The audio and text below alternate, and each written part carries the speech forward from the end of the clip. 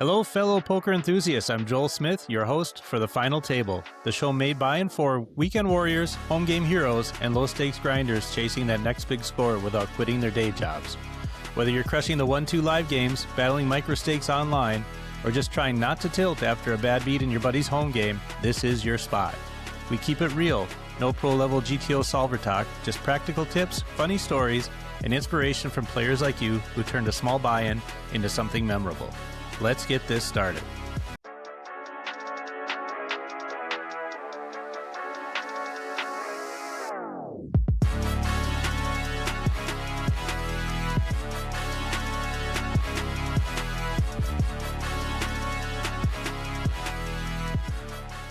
Welcome, everyone, and please welcome our guest, Jake Stringfellow.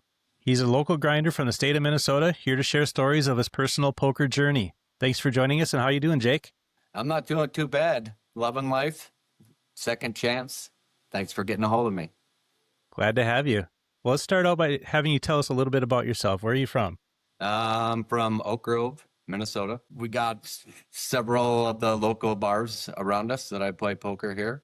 How did you first get introduced to playing cards? It would be many years ago from a little kid. I grew up in a Brady Bunch style family, and our grandfather would have us all work during the day for pennies, dimes, and nickels and make us a big dinner for the evening. And then he always seemed to take the money back from us at the end of the night.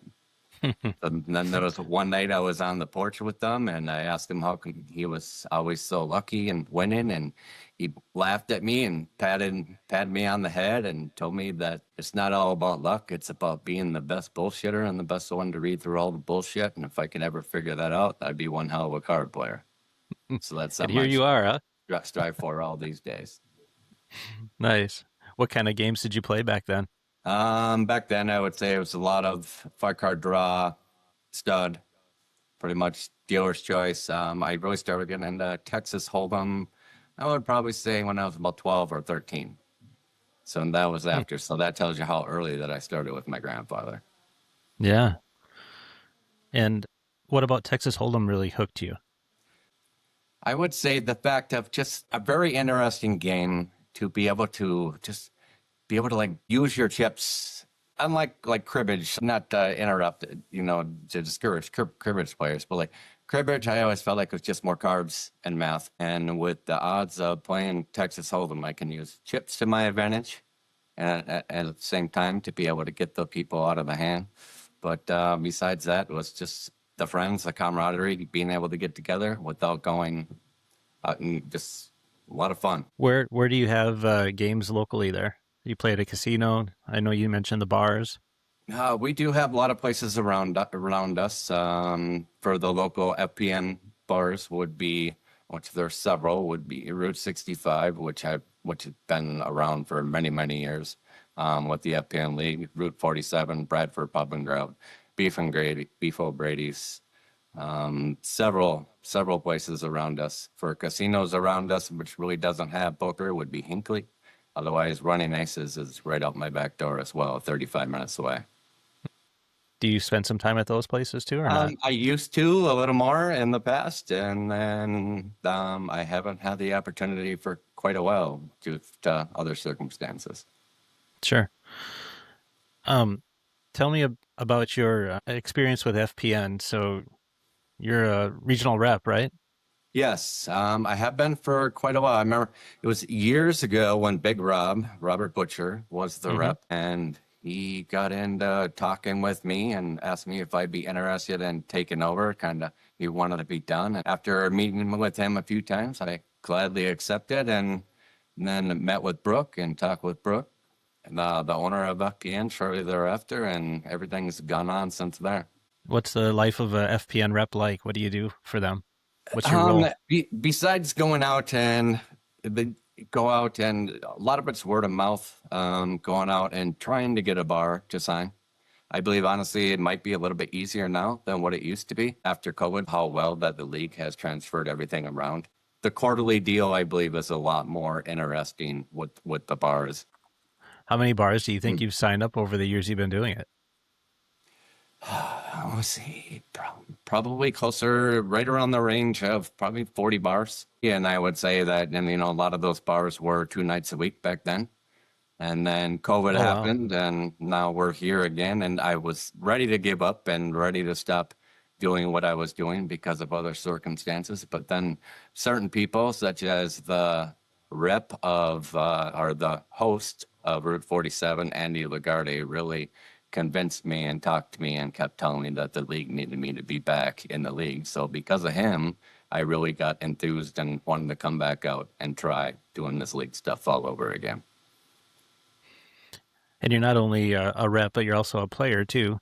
You've Yes, had, I've been for many, many years.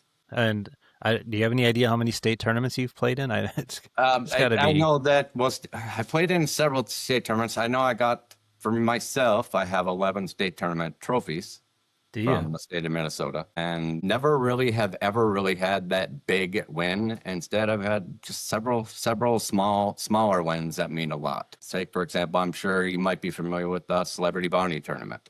Hmm. I so happened to be lucky enough to take one of those downs, and that felt very good. And so I'm just sort of just micro stakes right now and doing all that I can. And I'm hoping that the big win might be in my future now that I'm really engaged back into playing again. Yeah, let's talk a little bit about what's been going on in your life that's kept you out of poker for a bit. It's not necessarily the easiest thing to talk to, but I was diagnosed in 2012 with a cardiomyopathy. So I've had a lot of it's with my heart, a lot of issues. And over the last 6 years, I've been disabled, and it's gotten worse and worse. And it was just hard to breathe, hard to walk, hard to do anything. So that really made me not look forward to, I don't want to go anywhere. I didn't want to play. I didn't want to be out and about with people because it was just hard enough walking down to the pool and back to the house. Well, and then, and How did you discover that you had the heart issue? um, I lifted my hands over my head one day and I felt like I was going to pass out. And I Oh, knew wow, that really? I knew previous stuff from the family. My father had a heart transplant and stuff as well. And my younger brother was just in the hospital a few months prior before I had that issue. And that was, gosh, how many years ago has that been now? Very, very, very, very long time. But like in 2024, I was blessed and lucky enough to be able to get a heart transplant. That's amazing. What's it like to go through that process? It's the hardest thing, and the hardest thing I've ever had to do, period, by far. I mean, it broke me, and it's a lot of mind stuff, control, and at the same time, just being grateful in the end. It took a while to comprehend everything that actually happened from coming out of it. And then now being able to come out of it and actually speaking with my donor's mother and everything and seeing and learning more about the donor and stuff. And everything's been progressing. I went from being more quiet, reserved, not being afraid of everything, being afraid I'm going to get sick, being afraid of all this stuff. And right now I want to live my life and more because I couldn't live it for so long. And now I'm not afraid. I want to do everything I possibly can. And that includes definitely playing cards. Were you on a list for a heart for a long time?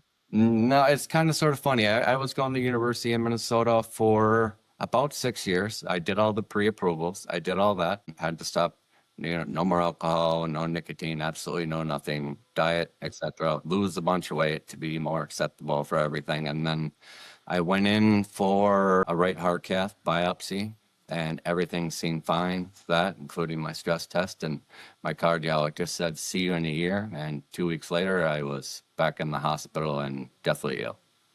Mm.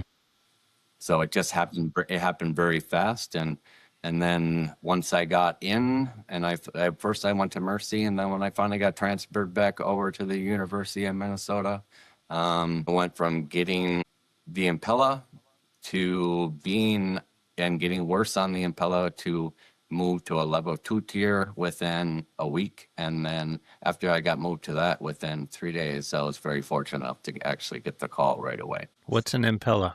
You're talking a lot of terms I don't know. Would be Impella would be wires that went in through here, the right side Mm-hmm. of my chest that went through into my heart and just did everything for my heart to just like stimulate it the whole time. Because I had a Okay. pacemaker defibrillator in prior during the same time. How long So did you have that? the pacemaker defibrillator probably closer to 3 years. Yeah, so that was in, and then but then Impella, and I was a lot of people get better off the Impella, and I was one of those who was I was getting worse and worse. Yeah. So I got very lucky shortly after being put on level 2 tier status a couple of days later to get the phone call and get the transplant. So is level tier 2 status, is that like super urgent level? What does Well, that mean? yes, it is. And then right after that, once the Impella went bad, and then I was like right there. I was next in line right then after that. Hmm. So there's a lot of different levels. And that whole time, I imagine you're in hospital bed, probably, right? Yeah, the whole time I was in there a lot. I was fortunate enough to have a guy next to me by the name of Doug. That him and I are heart brothers, and he really inspired me. He was in there for months and months and months prior before I even got in, and he stopped. He would, even though we're in the ICU, we'd sneak a peek or a little something say in the hallway, or he'd yell my name across every time he went by or something. So he was helped me a lot, pretty inspiring. And then after the transplant and then getting moved back in was a whole nother mess of work, a whole lot of other stuff. What happens after a transplant? Is there a time you just can't do anything but lay in bed for days or something, or what goes on? No, actually, by the time I woke up, I was on my feet and walking within a couple hours. Oh, seriously? Yeah, they were hoping for me just to make it around the hallway, and I made it 2 full laps around the whole upper level, and my heart was doing very good. And then after that, and then I just kept walking, and I was very active, very mobile. And then I had issues with my lymph nodes that swelled up and basically exploded in my lower extremities. So that kept me down for a very long time. So, like I had Kyle leak. So when you first get it, you have tubes coming out of your stomach for Okay. all the leakage because all the stress that your body goes through. And how does that heal up? Lymph That, nodes that that exploding. that that that's what took forever. If it would have been just for my heart, I would have been able to go home probably within a week, 10 days, probably what they are projecting. But then I went through a lot of Kyle leak took months and months and months. They make it so your lymph nodes don't work. So I was being fed intravenously. First, I started off with 10 grams of fat a day. Then I was being fed intravenously, and I went all the way down to 147 pounds and several surgeries every day. Like every 3 days, I was having a surgery to try to figure it out, get it done. This specialist came in, that specialist came in, another specialist came in. They had no idea really what exactly was going on.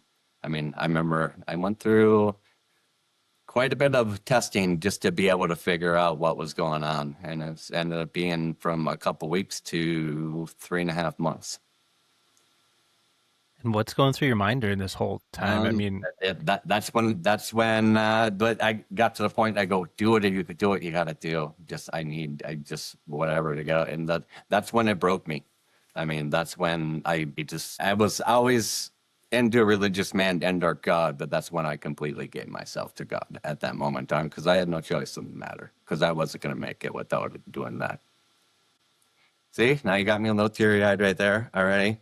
See, now I had no choice to give myself because I was broke. I had no clue what was going on. Not broke financially, but broken inside, and it just I gave everything that I had to that moment in time, and certain things happened that just helped me see clear and made me not just. I was always a fighter, and when you fight so much and then you're still being taken down. I guess just learn to keep fighting, and I found that positive energy that came through me and guided me and helped me out, helped me get through it. I can only Finally, imagine. I don't know how many times I would have probably considered just giving up. I mean, it sounds like it was just almost torturous yeah, in a yeah, way. the hard, yeah. There was some torture involved, like have needles stuck down between and your feet, and between your big toe and then your pinky toe, and stuck down about an inch and a half on each one of them. I mean, that was pure torture. And Yeah. then other times laying around for 4 hours inside for getting an MRI inside of the tube with doctors standing all around you trying to figure out stuff that's going on. And eventually you're no longer embarrassed with anything. You're showing your whole body to everybody in the whole world, and it just comes to even when I was a frail 147 pounds, none of it, I didn't care. None of it mattered. Yeah, it was hard. Getting stronger was hard. I mean, when I first got home, I couldn't even go up the stairs. It was a lot. And then shortly thereafter, I got sick with CMV, and then I was out for another 5 weeks right when I started feeling good. And then right after that, I had rejection for a brief bout. And now since then, I've been feeling amazing. I feel the best I've ever had. I mean, my confidence is through the roof. I'm talking to everybody that I never talked to before. I see a room, and I want to meet everybody in the room now. Huh. From a sit back, quiet observer guy, which I always was on the poker table, to rather than being that talkative guy at the poker table in the past, now I'm that talkative guy at the poker table. Now I want to know everybody's story, and I want to be there to help every single person that I sit down with and or teach anybody that I sit down with. And are you finding everybody's got a story? Everybody definitely has a story. For example, I just went to Danny's dugout on Tuesday. I went out there and I met, just because I've been trying to do cameo appearance around some of the different league places, which I do mean to hit your guys' place up north there eventually. But I ended up sitting down next to a guy. They're brand new from the league, brand new, never played, was in town, St. Cloud, doing a seminar, and he was from Chicago. And I was sitting right next to him, and he had no clue about the league. So I sat there for 45 minutes to an hour just showing him all the bars that located around where they were for him to be able to play in Illinois and really get into the game and explain more of the league. And I show him the online stuff and everything. And yeah, he had a great story. He had plenty of great stories. Everybody I sit next to has a great story. So I'm just here to help all the players at the table and help everybody come together and just try to have fun, eliminate the bickering. How long have you been feeling good now? I would say I do got neuropathy issues with my walking, but this up here, all this, like I feel like I'm 32 years old again, and it's amazing how well it feels to be able to breathe when you couldn't breathe for so long. But I would say over the last 6-7 months, probably I've really been feeling absolutely fantastic. And how long ago was the transplant? August 21st of 2024. Okay. So like what, 17 months out? Yeah. 17 months out of that. And yeah, so it's been pretty interesting. Went from when the first time I got back and I played cards, I was wearing a mask and rubber gloves and very tentative to play. And then I came back and then I played sparingly. And then, like I mentioned earlier, thanks to Andy Lagarde, the host at Route 47, really had some deep talks with him, and he got me back out into the game. And ever since then, I've become less and less afraid, and I want to play. I just played 4 days this week, and that's the most I played in a long time for continuous. It's like, holy cow, I just played 4 days of poker this week, all FPN, and I'm absolutely loving it. Nice. So what's on the horizon for you? The horizon is hopefully to, with poker, the horizon is to keep trying to get more locations, which I've been fortunate enough to start doing now and everything. And with the league managers, Dana's absolutely great to work with FPN. I talked with Brooke a few times, but just for poker's get more and more locations signed up, getting more and more. And it seems like it wants to be a little bit easier to do it when I walk in. I mean, every time I've ever had a meeting with somebody, I've always been able to sell them the league 100% of the time. I've never had a no after I've met somebody face to face. But the hardest part is getting in face to face. But when it comes to playing the game of poker, on the horizon is going out there. I plan on going to Las Vegas again for nationals this year. Again, I've qualified twice so far. For me, that's not so bad. And I've qualified, and now honestly, I've qualified the last 3 times. I was a 4-stack and a 4-stack, and this last time I was a single stack, but I was sick and too scared to go. So I'm hoping that next big win or next deep showing, which has always been my deal, has always been consistency and just hopefully go there and consistently show that I can still play cards. Yeah, I'm looking forward to you being out there. It's been too long. Yeah, it has been. How about personal life? What's on your horizon on your personal life? Personal life, I've been making our house look better. I've Yeah. been remodeling the home. Kids are moving out. We got to move the youngest, our son downstairs, who's now 15. And personal life for me is, besides poker, is going to every sporting event that he has. Every football game, every practice, every basketball game, every practice for that, every summer camp, anytime that I can do anything, just be able to see all that stuff. Especially when I missed out, like that whole time, because that year was the first time he just started playing football. And I was not fortunate enough to see one game, not one. But thankfully, my mom sent me a video of Amy, my wife, and Brody playing catch in the front yard, and that was pretty cool. Yeah, I imagine Amy had some weight on her shoulders during all of that, huh? Yeah, Kind of keeping things rolling. true. Yeah, she did. And fortunate enough, my parents and mainly my mom was here the whole time to help out. So I'm actually sitting in what the guest room, but my mom calls it her room because she's been here for so long to help take care of me and my family. So much appreciated, love to her. So Well, getting back to talk about poker a little bit, how do you characterize yourself as a poker player? What kind of player do you think you are? I got a little teary-eyed right there again. That's okay. That's one thing since the transplant. Is even when I went to my 1 year pinning for everybody, and it's like it's not just me; it's everybody that seemed to have a transplant. We're all just anything. Just the next thing you know, you're so emotional. It's just all. It's not just me; it's all of them. And I felt more comfortable in that room knowing that all that happens. Yeah. Yeah. How would you characterize yourself as a poker player? What kind of a player are you? Loose, aggressive, passive, calling station? That's something that's a very interesting question, because when I first started playing, I was kind of sort of aggressive, and I talked a lot, not necessarily the Phil Hellmuth kind of talk, but I talked a lot, and I felt like that worked advantage to my game. And once I started doing the FPN and getting games around here and then getting to know everybody, I felt like I was teaching everybody my game, because everybody would always ask me questions. So then I adjusted, and I would sit there and I talked with my wife. I said, what do I got to do? I go, I'm not seeming to do as good as I did anymore. And then I adjusted again, and I adjusted again. So I would say that I have put all those different adjustments to every single time that I sit down and I play. If I need to be aggressive, if I need to be conservative, if I need to sit back and wait for that guy that's constantly just raising every single pot and hopefully get him. And so I constantly change my game back and forth every single way. From betting heavy, like 7x times pot, sometimes people don't understand what that means, to just if the blinds are 100, 200, and just min raise and play small ball poker like Negrano likes to play. So it all depends. You got it all, huh? Yeah, I try to. Yeah. Yeah, because like I told you, I kept everybody's around me seemed to start doing certain things, and then everybody was like, I felt like everybody was projecting what I was doing. So then I continuously felt I needed to mix it up. So you had some time away from poker when you were dealing with your health issues. Do you think the game changed when you came back, or is poker poker?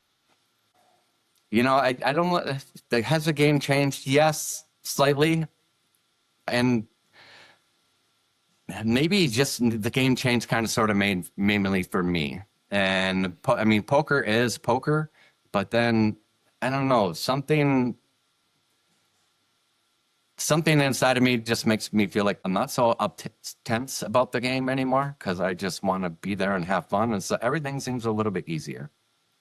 And when I say that everything seems a little bit easier, is I've just recently started coming out these last couple months and really trying to get back into my game. And I've been doing rather well these last few months. And if I just feel like if I continue on to keep doing what I'm doing right now, that I might be able to give somebody like you a run for their money down the road.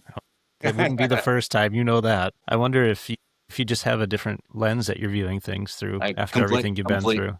True. A very completely different lens. Everything about me, everything about my life. I'm still Jake, but I'm not I'm not the same old chick that everybody used to know. Mm-hmm. Yeah. What goes through your mind at the table during big hands? Do you get nervous? No. No? I haven't been nervous in a very, very, very long time. But now, because of my medication, I shake a lot with my hands. So Mm. I think that works to my advantage because a lot of people think that I'm nervous and really don't know. And I think it's kind of sort of funny that because it's not there. No, I haven't been nervous in many, many, many years. I feel like sort of like a lot of, I try to come to the table and own the table. What my wife is sitting to my left or not, or somebody, or Chris Nelson sitting to my right, whoever it may be. I feel like I just want to sit down and own the table, and I'm never ever nervous about the game. Whatever happens, happens. Like you mentioned, your wife plays as well, right? Right. So do you enjoy being at a table with her, or do you kind Nope. of dread Nope. being at a Nope. table with her? No, don't enjoy it. Don't enjoy it. Especially when it's coming down to the end of the quarter for points and stuff like that, and we have to be on the same table. No, I don't. Especially when we're both in the running, I don't enjoy it at all. I had one incident many years ago where I took her out at the state tournament right around 45th in that area when I took her out, and she had queens and raised on the button, and I had kings on the big blind, and I still hear that story to this day from her. So no, I don't enjoy it. Is one of you more competitive than the other, or are you pretty equal? I think she's way more competitive than I am. She's way more when it comes to everything with sports, at any card game, anything. She's the biggest sport fanatic that I know.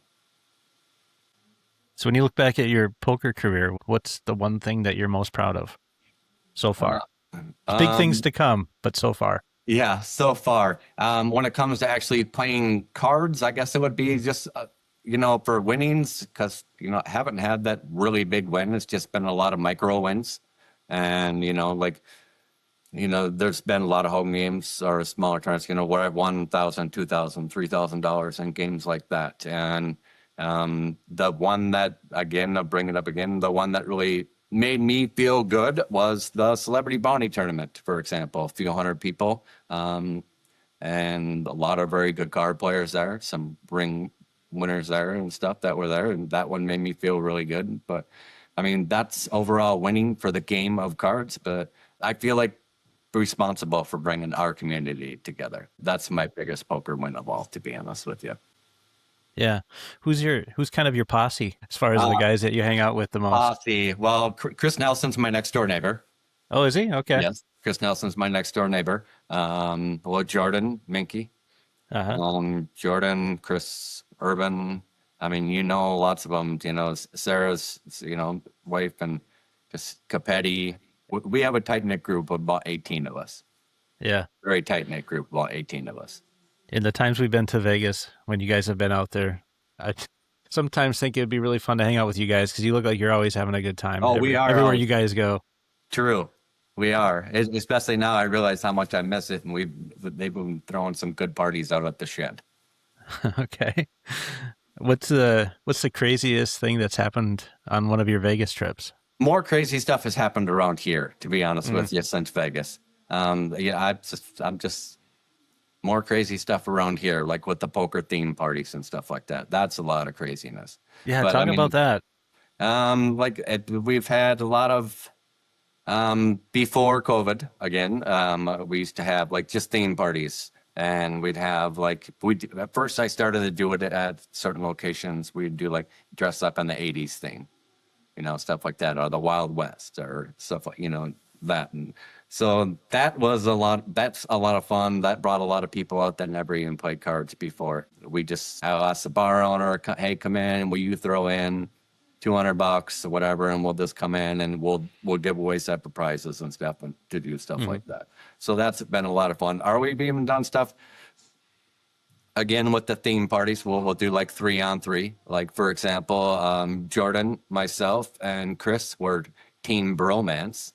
And we took on the Angels, which so happened to be my wife and Jordan's wife, Sarah, and then Heidi. So we had 3-on-1 against my wife, and thought for sure that we were all going to get it. And lo and behold, she ended up taking it down and knocking us out of the whole double elimination tournament. So Did you hear about that one for a little while too? yeah, they still brag. They still brag. They still brag. But yeah.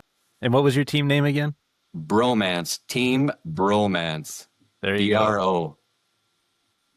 Nice name. Yeah, it was fun. That was a 3-on-3 double elimination tournament for team tournament. Yeah, that was fun. Do you guys do any other special kind of themed games then? Well, no, not really. I mean, we've done the tag team stuff like that, where you alternate, like you play it blind, I play it blind. Again, all with the dress up theme thing. You know, we did the Roaring Twenties, stuff like that. We did a lot of stuff. It's just been fun.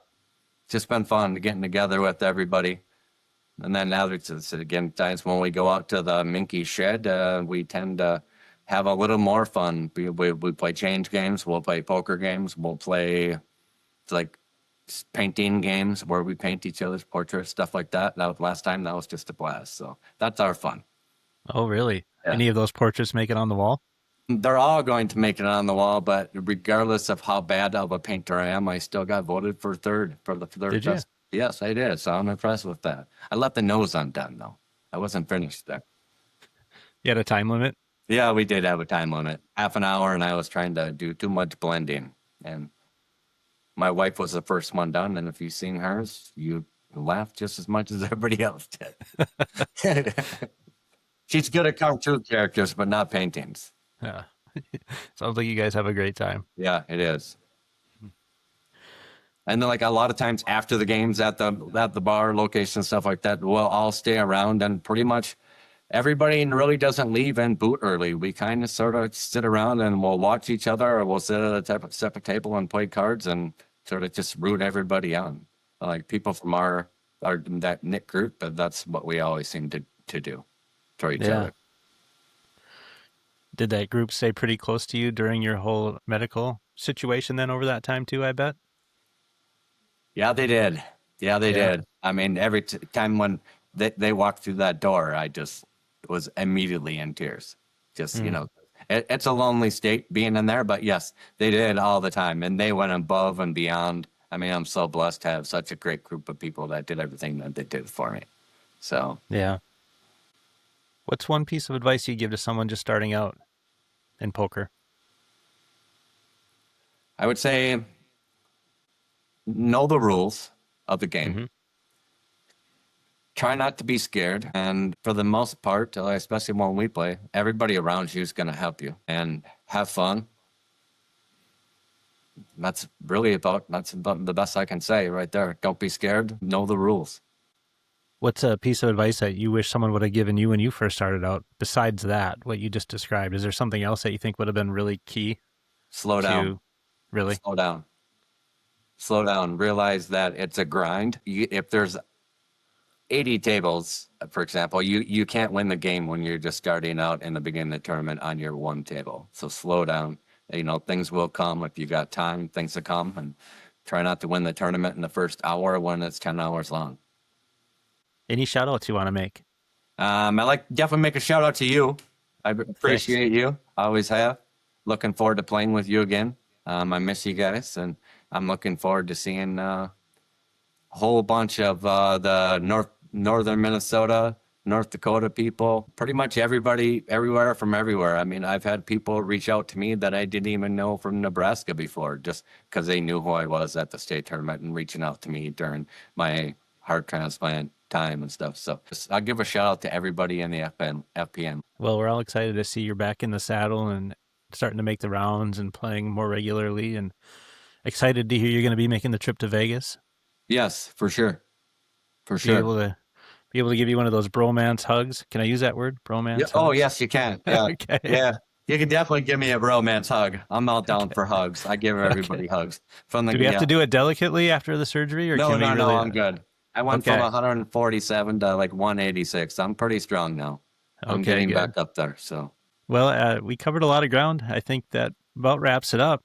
Thank you, Jake, for taking the time to join us today at the final table and sharing your poker stories along with some of the personal side of the poker with our audience.